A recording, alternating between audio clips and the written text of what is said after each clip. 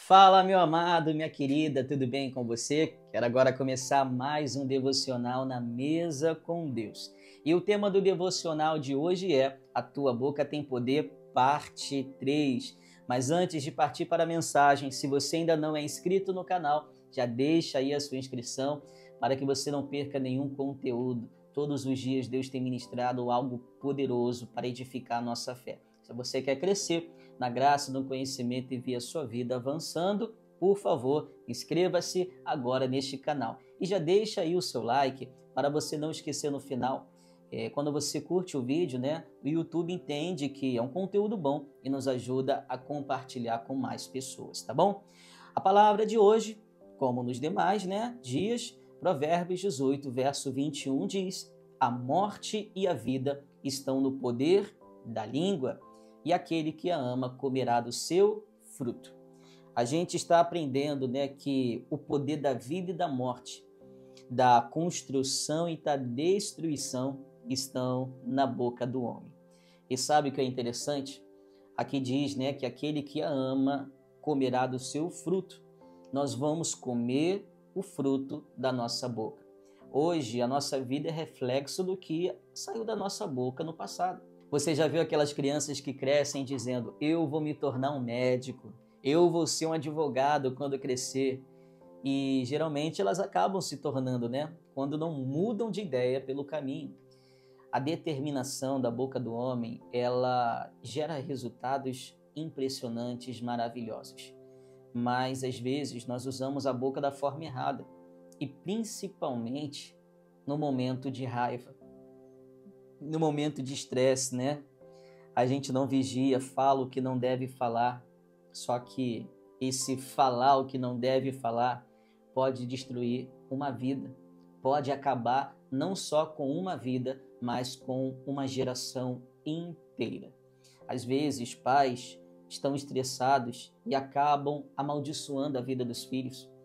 Às vezes, o marido está estressado e fala o que não deve para a esposa e vice-versa. E muitas vezes a causa do fracasso do marido é pelas palavras da sua própria esposa. Que ao invés de profetizar, você vai crescer, vai dar tudo certo.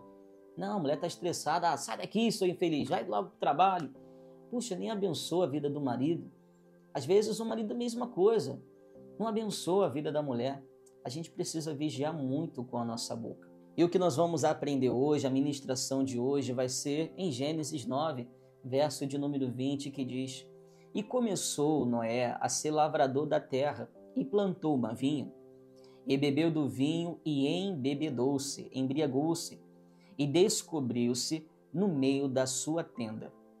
E viu Cã, o pai de Canaã, a nudez de seu pai, e fê-lo saber a ambos os seus irmãos do lado de fora.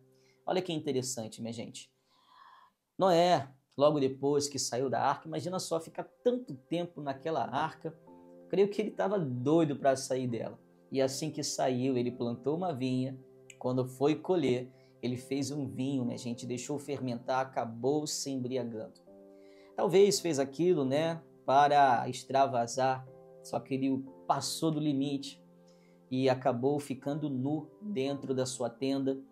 E um dos seus filhos, Cã, né, ele entrou, viu a nudez de seu pai. E aquilo era completamente proibido na época, né? Não que hoje seja permitido, mas ele teve uma atitude errada. Ao invés de tampar os olhos, tentar ajudar o seu pai, ele foi correndo contar para os seus irmãos. Então logo dá para perceber que ele foi contar, né, meio que zombando: olha meu pai lá, tá passando vergonha dentro de casa. E os seus irmãos foram prudentes. A palavra diz que eles pegaram uma capa, colocaram nos ombros e foram de costas caminhando, e quando chegaram, tamparam a nudez de seu pai. Só que quando Noé, ele volta a si, né, acaba o efeito do álcool, do vinho, ele descobre o que aconteceu. E ele fica muito chateado, ele fica, na verdade, revoltado ao saber que o seu filho viu a sua nudez. E no momento de raiva, veja o que ele fez. Versículo 24, por favor. E despertou Noé do seu vinho e soube o que o seu filho menor lhe fizera. E disse: Maldito seja Canaã, servo dos servos seja aos seus irmãos. Ele estava com tanta raiva, minha gente, que ele simplesmente amaldiçoou a vida do seu filho. Maldito seja Canaã, você vai ser servo dos seus irmãos. E sabe o que aconteceu? De fato, minha gente, aquela palavra se cumpriu. A descendência de Cã, no caso, os cananeus, acabaram se tornando escravos dos seus irmãos. Você se lembra quando Deus tirou o povo de Israel da terra do Egito? Para qual terra Deus levou o povo de Israel? Para a terra de Canaã, E o povo de Israel invadiu Canaã, destruiu as cidades, expulsou os moradores, matou muitos, e os que sobraram viraram escravos do povo de Israel. Que situação! E tudo isso por causa de uma palavra dita pelo pai no momento de raiva. Você que é pai, você que é mãe, quando o seu filho te estressa, isso é normal, O que você fala? Você amaldiçoa seu filho? Ou seu desgraçado, seu infeliz, você que tem filho pequeno? Às vezes você acaba falando no momento de raiva, Só que as tuas palavras têm poder. A tua boca tem poder de criação. Tem poder da vida e da morte. Quando você profetiza alguma coisa ruim, é aquilo que vai acontecer na vida dos seus filhos, ou na vida do seu marido, ou na vida de qualquer outra pessoa.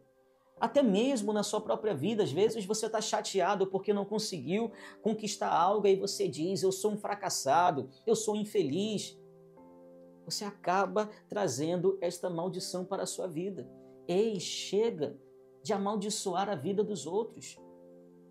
Às vezes, no momento de raiva, você acaba amaldiçoando o seu marido, ou seu desgraçado, já vai para o futebol de novo hoje. E não vou usar nem outras palavras aqui.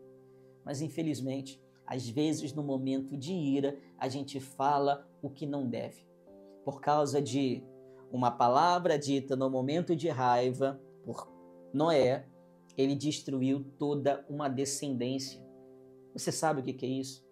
Às vezes tem descendência aí que está sendo destruída pelos seus próprios pais, pelas próprias palavras dos pais. Eu lembro que uma vez uma moça, que eu conheço, me contou um caso de uma vizinha dela. A vizinha dela teve um filho, e o filho novo, de colo, ele tinha a mania de pegar tudo da mão dos outros. Se alguém aparecesse na frente dele com algo, ele ia lá e pegava. Se ela levasse a criança para casa de alguém, ele batesse o olho, ia lá e pegava. Aí aquela mãe começou a chamar o filho de gato. Olha aí o gato. Mas não no sentido dele ser bonito, mas no sentido pejorativo de pegar as coisas dos outros. E a criança cresceu com aquele apelido, A própria mãe chamava o filho de gato. E ela ria quando ele pegava as coisas. Aí sabe o que aconteceu, minha gente? Ela estava contando para mim que aquela criança com 9 anos já começou a roubar na vizinhança. Com 13 anos, ele já era odiado. Ninguém mais suportava aquela criança. E com 14, não suportaram mais de tanto roubo que ele cometia na vizinhança, que mataram aquela criança. E sabe o que é triste? A própria mãe amaldiçoou seu filho. Ela mesma denominou aquela criança como um ladrão. Olha que situação triste. Eu te pergunto, no momento de raiva, o que você fala? Pare, pense antes. Tá com raiva? Se cale, respire fundo. Conte de 1 até 10, mas não saia falando o que não deve falar. Não saia falando. Uma vez eu passei por uma experiência. Eu era criança. Meu pai deveria estar muito estressado nesse dia. Eu lembro que eu gostava muito de soltar pipa. E eu cheguei para o meu pai, pai, me dá R$2 para comprar uma pipa. Se eu não me engano, era comprar pipa mesmo. E eu sei que ele deu um grito. Tem dinheiro não, se quiser vai roubar. É interessante, minha gente. Eu fiquei triste, é claro, Mas eu tomei um susto que minha mãe estava dentro de casa e eu estava no quintal com meu pai. Ela veio correndo. Quando ela chegou diante de mim, do meu pai, ela disse, está repreendida esta palavra.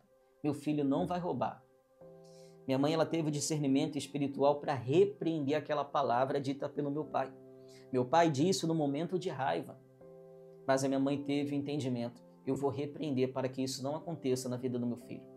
E graças a Deus a minha mãe estava ali presente, graças a Deus minha mãe teve o discernimento espiritual e ela quebrou aquela maldição.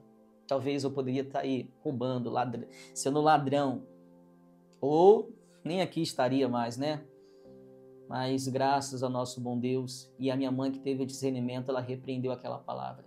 Porque a palavra de um pai tem poder, a palavra de uma esposa para com o marido tem poder. Você, mulher, tem poder de fazer o seu marido crescer, prosperar, ser bem-sucedido. Basta você profetizar sobre a vida dele. Quando ele sair de casa para o trabalho, profetiza. Vai dar tudo certo, meu amor. Você vai vencer, você vai conseguir. Às vezes a mulher não profetiza, não fala nada, só amaldiçoa a vida do marido. E você também, marido, profetiza na vida da sua mulher. Profetiza no seu trabalho. Hoje eu vou ter um trabalho abençoado.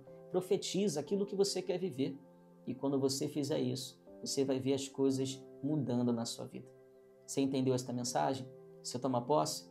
Nós vamos orar agora e você vai profetizar sobre a vida dos seus filhos. Vamos? Feche os olhos agora. Senhor nosso Deus e Pai Todo-Poderoso, entramos agora em Tua presença. Aprendemos hoje, meu Pai, que tem pessoas que estão profetizando maldição sobre a vida dos filhos, dos casamentos, sobre os sonhos, projetos, mas a partir de hoje vamos vigiar mais com a nossa boca. Te peço, meu Pai, que a boca desta pessoa seja uma fábrica de bênçãos e não de maldição. Em nome de Jesus, amém. Se este vídeo falou com você de alguma forma, deixe aí nos comentários assim: eu e minha casa serviremos ao Senhor. Profetiza. Ou profetiza outra coisa se você quiser, mas não deixe de profetizar, tá bom? Se você puder, compartilhe esse vídeo com mais pessoas, para que mais pessoas aprendam esta mensagem, para que não cometam este erro, tá bom? Que Deus te abençoe, que Deus te guarde, que Deus derrame bênçãos e graças sobre a tua casa. Forte abraço e até amanhã para mais um devocional.